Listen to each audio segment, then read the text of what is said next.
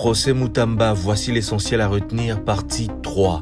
L'ancien ministre de la Justice Moutamba a comparu pour la 3e fois devant la Cour de cassation. Ses avocats ont signalé à la Cour qu'ils ont attaqué les décisions de l'Assemblée nationale et de la Cour de cassation pour inconstitutionnalité devant la Cour constitutionnelle. Pour eux, l'Assemblée nationale a procédé à la mise en accusation du ministre par vote à main levée au lieu d'un vote à bulletin secret comme le prévoit la loi. Ils contestent également la décision de la Cour de cassation qui avait rejeté leurs moyens de défense lors de la première audience. Ils ont demandé à la Cour de surseoir l'audience, c'est-à-dire mettre le procès en pause en attendant la décision de la Cour constitutionnelle. Prenant la parole, l'ancien ministre de la Justice a tenu à rendre hommage à son directeur du cabinet récemment décédé. Il a déclaré que le plan était de l'éliminer, de l'écarter et que pour lui ce procès, c'est le procès de sa vie, qu'il va affronter ce procès jusqu'à bout sans fuir et que c'est le prix d'un combat qu'il paye.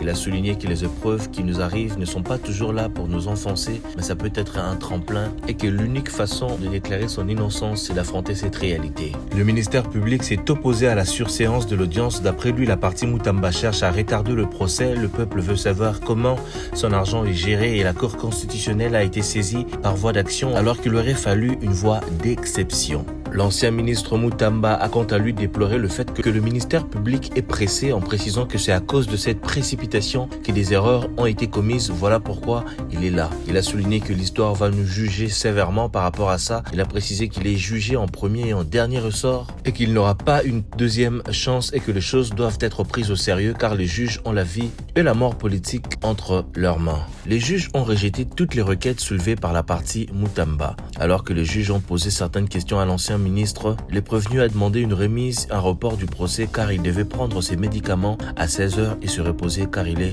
souffrant. Avant de clôturer l'audience du jour, le ministre Moutamba et les procureurs ont demandé à faire comparaître une liste de personnes à la prochaine audience pour éclairer la cour. Il s'agit notamment de Jules Alinguete, du ministre des ITPR, de la DGAI, de la DGCMP, du CG du ministère de la Justice, de l'ancienne ministre de la Justice Rose Mutombo et bien d'autres. Le procès a été reporté au lundi 4 août. Je vous tiendrai au courant de la suite comme d'habitude. C'était Entendez dans l'informateur.